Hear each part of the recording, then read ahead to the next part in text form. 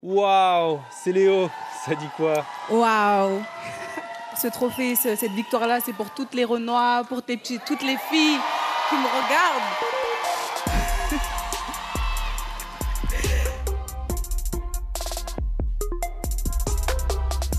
Aya Nakamura. Ah ouais, elle mérite des applaudissements, la queen de la cérémonie des flammes hier. 3 trophées, dont celui de l'artiste féminine de l'année et cette ouverture de scène. Arrivée dans un grand manteau de fourrure blanche devant un écran annonciateur qui affiche une couronne, Aya Nakamura enchaîne ses meilleurs titres en 6 minutes. Un show peut-être lui aussi annonciateur avec 10 danseuses.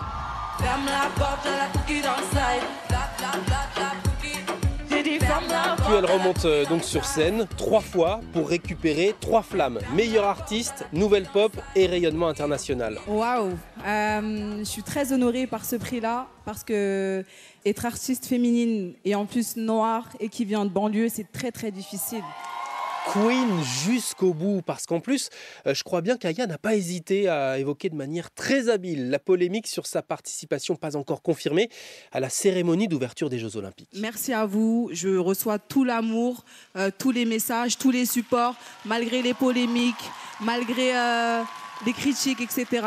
Voilà, merci à vous. Alors bon, faut lire entre les lignes, hein, mais le maître de cérémonie, l'humoriste Walidia, lui, y a été plus franco. Hein, c'est une honte, elle parle même pas français.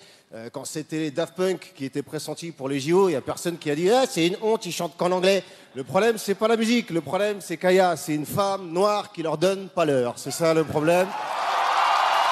Une cérémonie des flammes très politique avec encore Assa Traoré sur scène. C'est la sœur d'Adama, mort après son arrestation par les gendarmes en 2016. Pour Naël, pour Wanis, pour Gaï, pour Aboubacar, pour Claude Jean-Pierre. Également salué sur les réseaux sociaux ce live du rappeur Medine pour Gaza. En hommage à tous les enfants palestiniens morts sous les bombardements.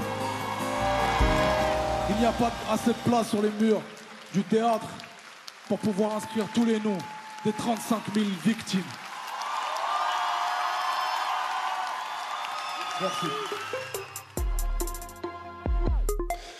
Dans l'actu ce vendredi, ce retournement de situation dans l'enquête sur la blessure par balle de Kenji Girac. En fait, cette impulsion a consisté pour lui à vouloir faire peur à sa femme. Le procureur de la République de Mont-de-Marsan, celui qui avait ouvert l'enquête pour tentative d'homicide, explique que la femme du chanteur a menacé de le quitter et qu'il a donc en quelque sorte voulu simuler un suicide alors qu'il avait bu et consommé de la cocaïne. L'enquête va donc s'arrêter là, sauf élément nouveau. Là, c'est un procès qui doit redémarrer de zéro et c'est un tremblement de terre pour le mouvement MeToo qui avait commencé après les révélations sur le comportement de ce producteur hollywoodien. Une des condamnations de Harvey Weinstein à 23 ans de prison pour viol et agression sexuelle est annulée à cause d'erreurs de procédure. Âgé de 72 ans, il reste tout de même en prison puisqu'il est également condamné pour viol et agression sexuelle dans une autre affaire.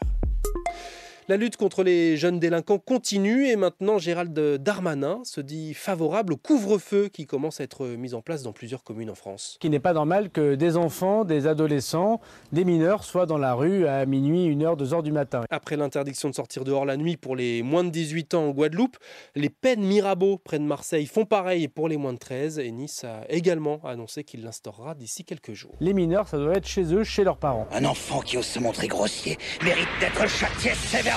Tiens! Maman! Rentre chez ta mère! Maintenant, ce titre provocateur d'un livre-enquête qui sort aujourd'hui. La France, tu l'aimes, mais tu la quittes. C'est le sentiment partagé par des milliers de Français musulmans très diplômés, mais qui ne se sentent pas à leur place dans le pays où ils sont pourtant nés et où ils ont étudié.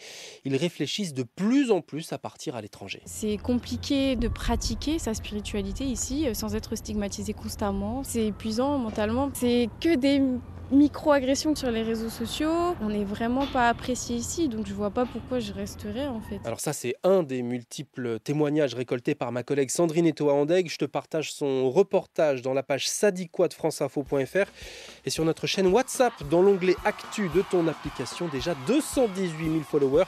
Et maintenant, je peux t'y envoyer des vocaux. Oh, on n'arrête pas le progrès. Merci encore pour ta fidélité. Et si c'est pas fait, envoie de la force et abonne-toi. Ça dit quoi dispo sur toutes les plateformes de podcast. Je te souhaite un bon week-end sur cette performance de la reine du chata, la martiniquaise Maureen, hier aux Flammes.